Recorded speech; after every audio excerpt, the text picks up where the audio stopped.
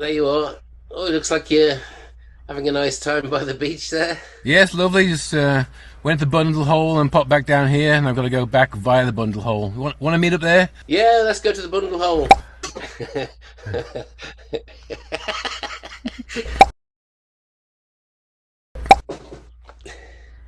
Hello. Oh, you're right. I'm glad to get out of the sun. Yeah, it's nice to be in the cool bundle hole. Oh, excellent. Nice cup of tea for... Uh, Thank I you, got Bundle myself, Hole. I got myself a Corona. Oh, well done. Excellent. All right. I bought it with me from the beach. Excellent. How you doing? Yeah, I'm good. Yeah, not too bad at all. Not too bad at all. Yeah, been quite busy this week. My mate's still not very well, but he's on the mend. So yeah, been over to the hospital a couple of times, and I've been on nights. So yeah, it's been a bit of not accomplished other than those things really. Yeah, so back on to days tomorrow. So I prefer. Well, I like the mix of nights and days, but overall I prefer the days. Yeah, when I worked at P&G, I did swing shifts sometimes, and I didn't mind the nights. It was quiet, wasn't too many people around. But See, ours is busier at night. What's that? Our place is busier at night than it is in the day. Oh no, yeah, P&G was the opposite. It was equally busy. The place was 24/7, so it didn't really change day or night. But there was way less people around at night. Right. The managers didn't do night shift. No, our managers don't do my night shift either. That was the main thing. It wasn't the work. The work was just fine. It was just the people, as usual. No, I'm pretty lucky. I've got pretty good managers, really. They know that we're competent and let us get on with the job. Yeah, that's a good thing with union jobs. Yeah. You got a job because you can do it. Exactly. Yeah. So, here we are, back in the bundle hole, having a normal chat, like we do. And one of the things that I wanted to talk about this week, if you don't mind, is the mindset of people in our generation, the Gen X generation. Okay. It seems to me, I'm not going to criticise other generations because we're all different, but it does seem to me that our generation is... We're very sceptical about things. We have we're self-reliant. We don't rely on other people to... Well, that's not quite true. We are self-reliant in everyday kind of things. We get ourselves out of trouble. But we also know that we can fall back on our friends and family as well. But we don't like to do that. Right. And I think in between, the newer generation now seems to have sort of cottoned onto that a bit, and I don't know exactly. I'm not picking out any individual people, but the latest generation does seem to be quite like Gen X compared to millennium. Yeah. Who are a little bit more whingy in general, not all of them, obviously. Yeah, no, it's a generalisation for sure. No, I definitely think there's a change going on right now. I mean, that's probably obvious. But I think there's a shift in attitudes because we can all see what's going on now. Yeah. That's the difference. We all thought we knew what was going on, and now we kind of just know what's going on. It's like, we know what's going on.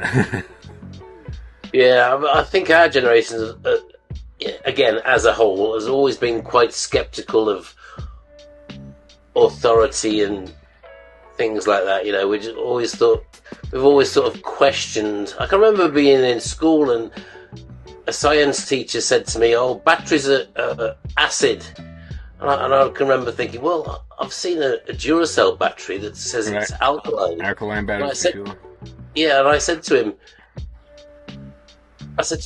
"Well, you can get alkaline batteries, And he looked at me and he, as if I was a troublemaker. I wasn't trying to be a troublemaker. I was just like, I've seen an advert on the telly for Duracell batteries. Yeah. They actually say they're alkaline batteries on them. What's he got to say about that, Mr. Teacher? Yeah, exactly. And he was so infuriated. I hadn't even, I wasn't trying to put him down. I was just asking a question in class. And he was like, I'm the teacher, you're the student, you will listen to me. That type of attitude. Instead of saying, I wasn't aware of that, I'll have a little look into that or whatever. Or, and I always think, and I always remember that. I think, maybe these teachers aren't as clever as they make out to be. No, I think that's the thing. You realize a few things. It's like, what is it?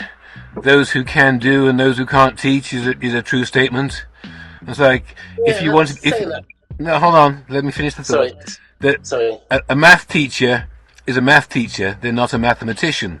They're not good enough to be a mathematician. Maybe they are, but like, there's a crossover between one and the other. There's different things there. Well, I mean, some people are just math teachers. What's that? I've had some good teachers. I mean, my math teacher was a great math teacher. Yeah. Very patient. Mrs. Ravenhill, she was a real tough cookie. She liked everything in columns, draw it line, be neat, but she was an excellent teacher of maths. Yeah. Math. I mean, the science teacher. I think he was probably not really a science teacher, and he was just covering. He didn't have enough science teachers or something. He might have been a geography teacher or a blooming history teacher or something, really. Right. But the job was to teach science, which he just read the book and regurgitated well, I think that in a lot of teachers' defence, it's like they've got to follow the curriculum as well. Yeah, no. So it's like they got to teach what they got to teach, and I think my rebellion or observation is like they're just not teaching us what we need to know. It's like I think if you ask your math teacher why don't you need algebra, they should have an answer. Well, I think the answer is they teach it to everybody to see who the good ones are. Yeah, well, I heard a really good thing. I can't remember who it was now. Some podcast I heard. If I can remember it, I'll flash the name up here. But I probably won't find it. How do you put it now? It's like, he used a sports analogy, and being in America, it was a football analogy. And it's like, football players, they go to the gym, and they do squats and lifts and all sorts of stuff on the machines. It's like, not one of those things do they do out in the field. That's just practice. That's flexing your muscles physically for the things you're going to physically do in the field. And the stuff you do in the classroom is just the same. You're flexing your muscles in your brain, on algebra in the classroom. You might not necessarily use that exercise out in the real world, but it's an exercise that will help you in the real world. It's just an exercise. It's like, there might not be any real world applications for what you're actually doing. No, I mean, I saw something where a guy was like, when am I ever going to use algebra? And a guy popped into the side of the screen. He was like, well, you personally probably never, but... Yeah, but if you're an electrician... Some people will be using it every day in their jobs. Well, I mean, I do. I mean, I don't really use it every day anymore because it's like, it's in an app, but I calculate, cable size. You've got to know how to work the app. Yeah, I know what the math is behind the app. That's what I'm trying to say. Yeah. You've got to know the theory about how the app came to that conclusion. Yeah. You've got to know how it works. You don't have to know how the engine's working under the hood, kind of thing. Yeah, it's fascinating. It's And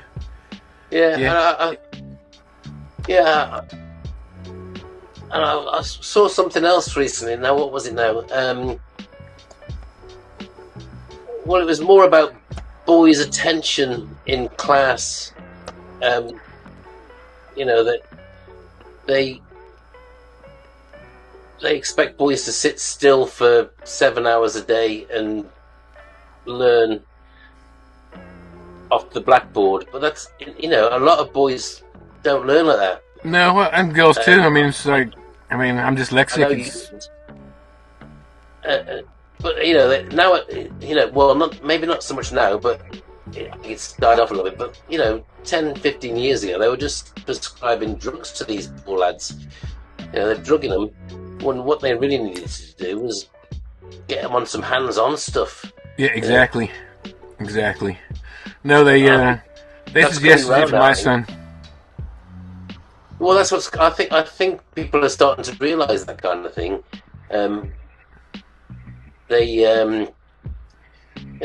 Not everybody's going to be a mathematician or a scientist, and it's the same with everybody going to university.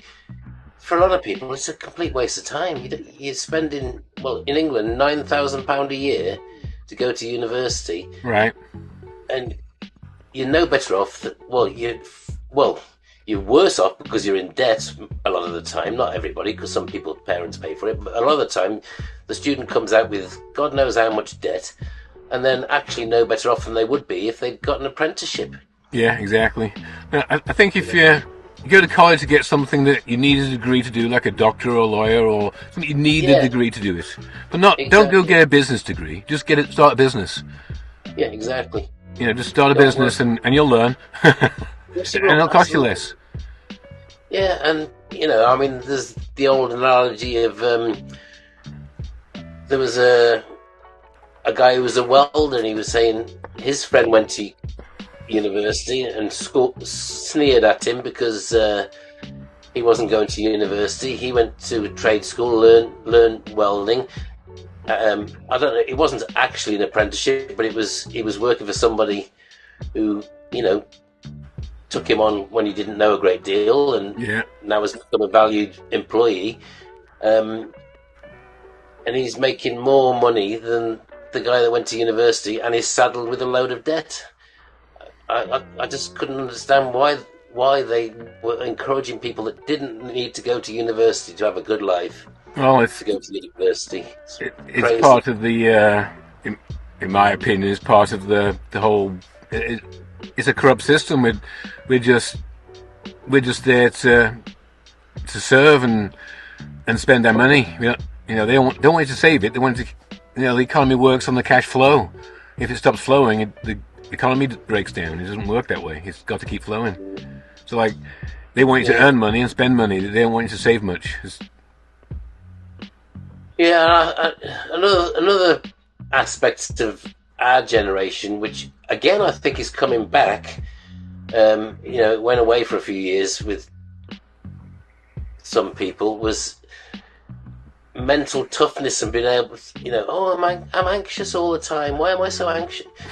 Yeah. Because you haven't been taught how to survive in the real world. They've been living on these university campuses, going to the refectory to eat, and everything's paid for, and they're listening to these lecturers go on about social justice and everything, but they're not teaching them how to actually survive in the world. No, I think a lot of that is just immaturity on their part. They just don't know how to behave, and There's adults that are, Well, they can be, well. They can still be immature though. I think it's, they got to recognise what emotions really are. You can't always control them. Like you can't always control a laugh at a funeral. You know what I mean? It's it's the opposite to not.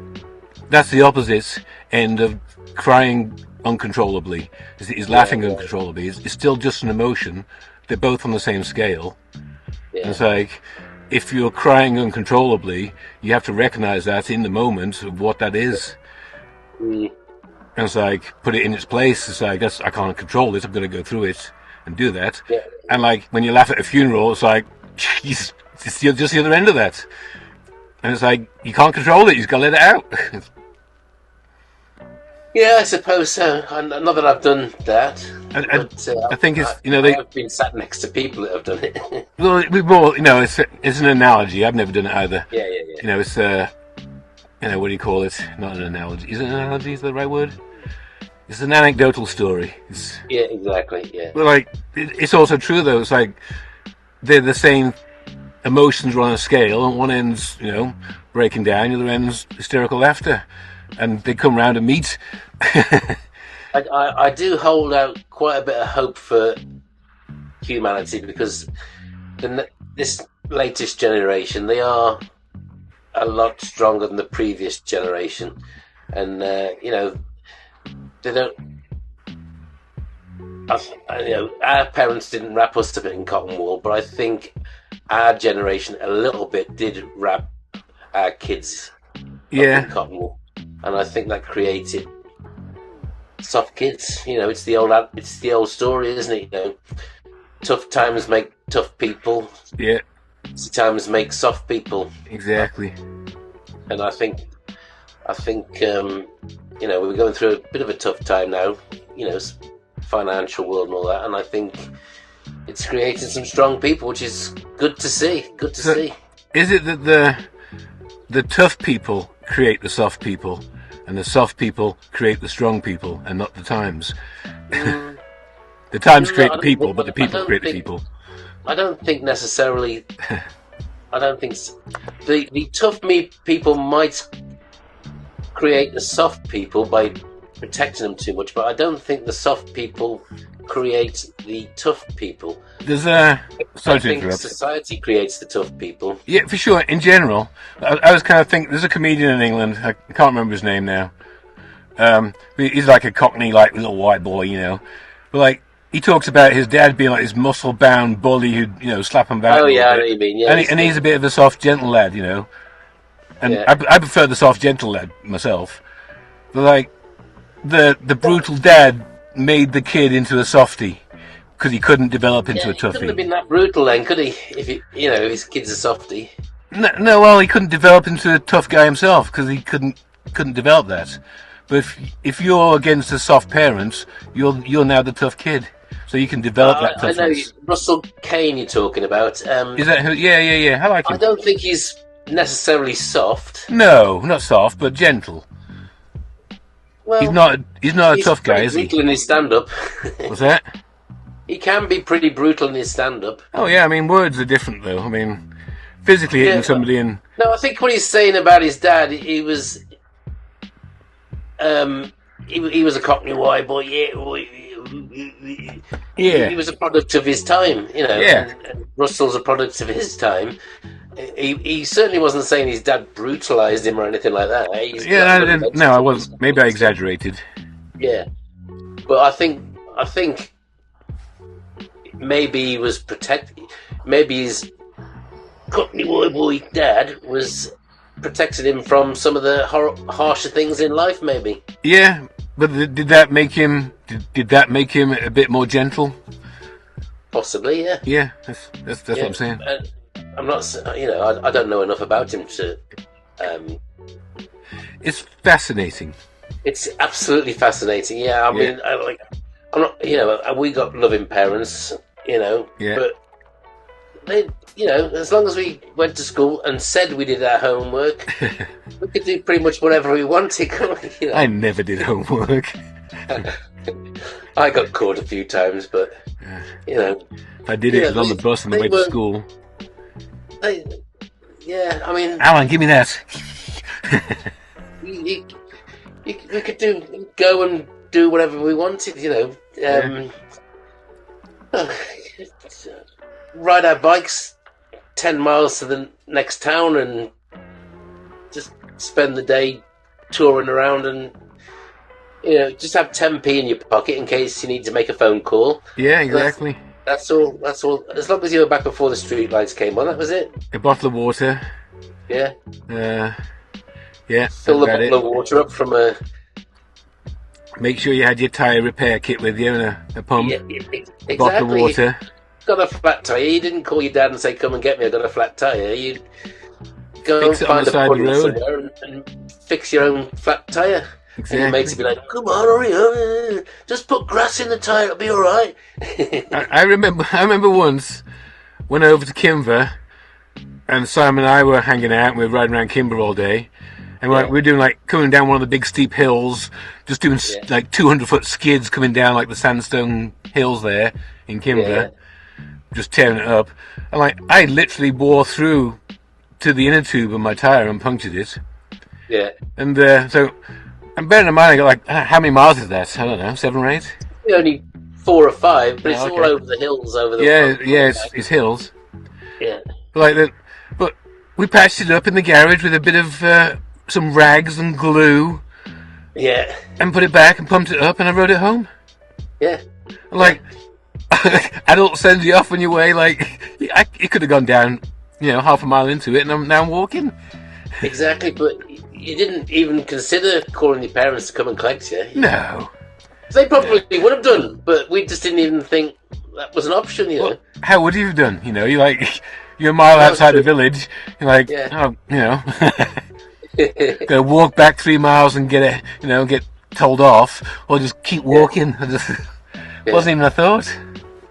Yeah, I can remember me and cousin Pete went down the sheep walks, the same route you probably went, and we were barreling down the hill towards Kimver, and a sheep ran out, and he hit the sheep, went straight over the handlebars. Luckily, he didn't land on the road; he landed in the ditch, in the grass birch. And guess what we did? Carried on. Got back on the bikes and carried on riding. Yeah.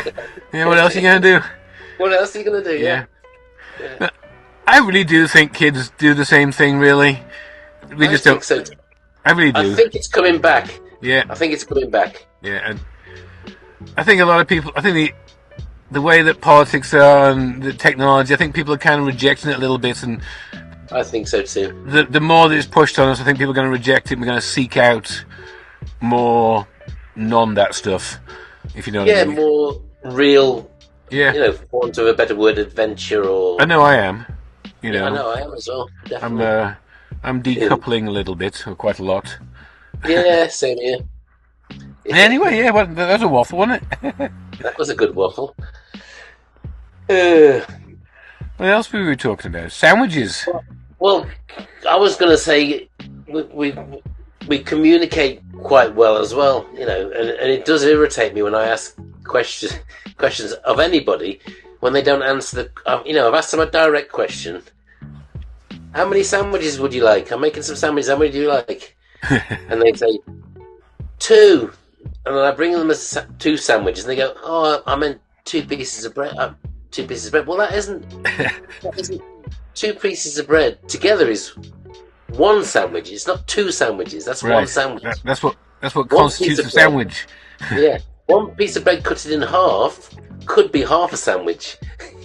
Yeah. Yeah. Right.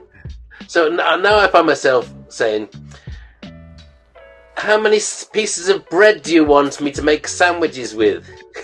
And then do people go, "What? There's 2 pieces in a sandwich." Yeah, some do, some don't. Yeah. How often does that happen? Quite often. I'm not sure. Even to people I've explained it to in the past. Are they trolling you? I'm talking about Leslie.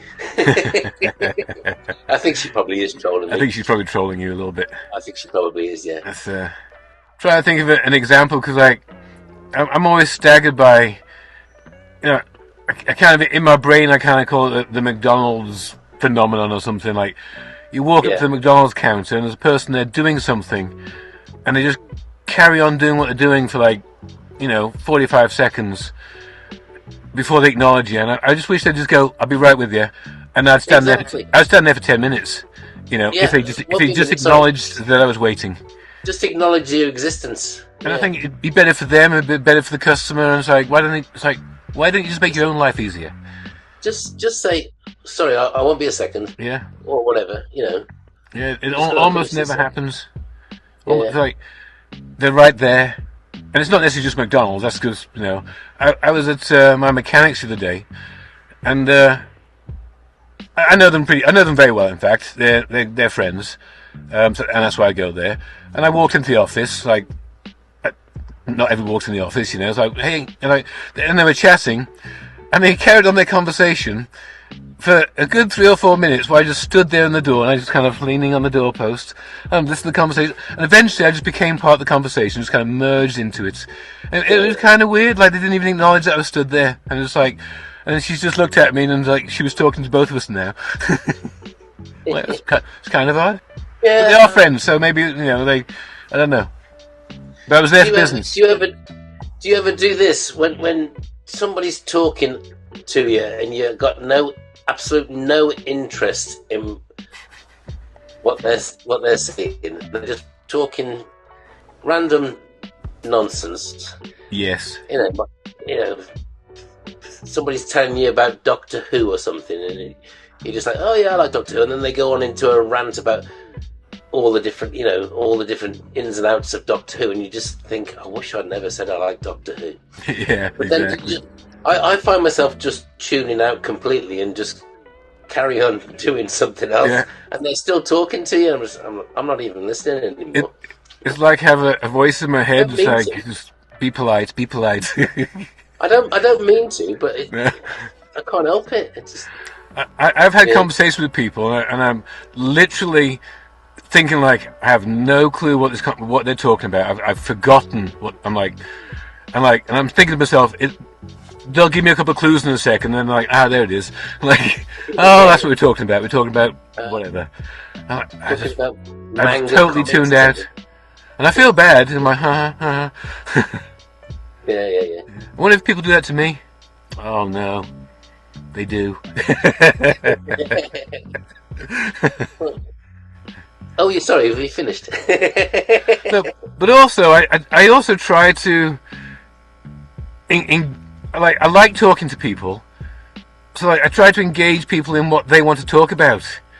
And for some people, I like them just to talk about what they want to talk about, because I'm their friend, and they want to talk about something. So it's they're excited. Yeah. I went to a guy's house, and I didn't know him well. He was a customer, and he had out on his dining room table. He lived by himself on his dining room table. Lego minifigures, and it had it set up as a Civil War battle, like the whole 6 foot by 4 foot table, a complete Lego scene, a battle of Lego minifigures, like this was Washington and or whatever it was, all the characters and every little detail. And this guy went on for like an hour, and he was like, I think I made his whole year that he had someone to chat to, and I'm like, oh my god. But I don't know. It's like, as well. I like to find out about people, Yeah. But sometimes I just can't help myself drifting off when they go on a bit too much. No, quite often especially when it's uninvited as well. It's like, and I think I tend to do it. I'm getting excited about something. I want to tell you about this, and you didn't ask. Yeah. It's like, yeah. So I just remember talking about sandwiches and two different kinds. How many sandwiches do you want? Well, we have not a code, but when the girls were at home, how hungry are you? Medium. And we've got levels of hunger in our house. It's like medium, small, medium, large, medium. What size piece of cake would you like? Large. Do you mean small large or large? Large. Large. Yeah, it's always large for cake for some reason. Yeah, of course, large. How hungry are you? Medium. Do you mean small medium or large medium? Small medium. I had a terrible cake dilemma last night. That's the worst kind of dilemma to have. I buy this cake from Walmart and Aldi both have the same cake, so either or it's a lemon cake, and it's like 8 slices of lemon cake, and it's lovely. Ooh. And so normally I have 2 slices because that's a large. Yeah. But last night I only had 3 slices, so that today leaves me with 1 slice if I had 2 slices last night. Or I could have chosen just to have 1 slice, and that was either way, it's never enough cake. So I'm stuck with 1 slice of cake. You got to buy 2 cakes then. So I've got 1 slice of cake in the fridge that I really can't eat. Well, the co-op across the street from us do a very good lemon cake, and Leslie, it was about a week where we had lemon cake every day, and they're only so big, Yeah. You have half a cake each. That would be a large. Yeah. But we had one every day for about a week. Yeah. And then we went back like the 8th day, or one of us, I think it was me, went back the 8th day, and they didn't have any lemon cake left. We must have eaten it all. Yeah. So at the moment we're on the coffee hazelnut, Ooh. which is equally as nice. Ooh. And I've bought one today, and so that would be 2 days in a row. So we'll see how far we go with the hazelnut cakes. We'll probably have one every day until they're right. They would be my 2 favourite flavours of cake: coffee and lemon, not together. No. And probably ice cream too. I love a good coffee ice cream. These cakes are mass-produced cakes, kind of like Mr. Kipling, but they are made for the co-op by somebody. Yeah. But they are top quality. They're as close to a cake that your nan would make. Yeah. That you could buy in a shop. These Walmart cakes are pretty good.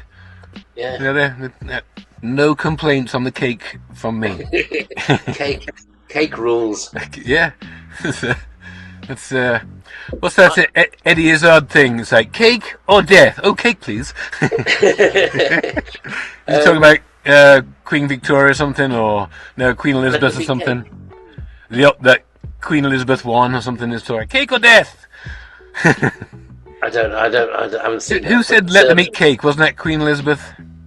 There are some people say that I've never met a cake I didn't like, but I have met a few cakes I didn't like. There's plenty of nasty cakes. Cherry, first I of all. don't like that fake, that icing that you roll out? Yeah, it tastes like plastic. Fondant. It's usually on people's birthday cakes. Yeah. And it ruins a good cake. No, like decorative cakes, that's just nonsense. Just looking at cakes. Yeah, I mean, Nan Thorns used to make the best chocolate cake, and she'd never give me the recipe. No. No. Damn it. The closest she ever got told, she said, the closest she ever got to giving me the recipe was like, I just chuck things in the pan and it comes out. Well, she probably didn't really have a recipe. She probably did just eyeball everything. Yeah. She'd probably have to show you. Yeah, exactly. It was really good. Yeah. She probably didn't have have it written down. The closest I've come to Nan Thorns' chocolate cake was when I lived in Bridge North. Do you know the Top Shop in Bridge North? Yeah. On the back of the Woodbury there. Yeah. Some local lady used to make cakes and drop them off there to be sold. And that was the closest to Nan Thorns' cake that I ever found. They stopped doing them now because sometimes when I'm going to Dad's or something, I'll call in there especially to see if they can have me cake. But excellent. I haven't been there the last few times. No, cake is part of my weekly diet. Oh, I don't have cake every day, but I do have cake every week. I don't have it every day, but it's pretty damn close. Well, like today, I've got 1 slice, so I've got to go buy another box which has 8 slices in there. So I'll probably have 3 slices today, just so I'm back on the rotation of 2. Are they pre-sliced cake? Would you like to see them? If you've got them there, yeah.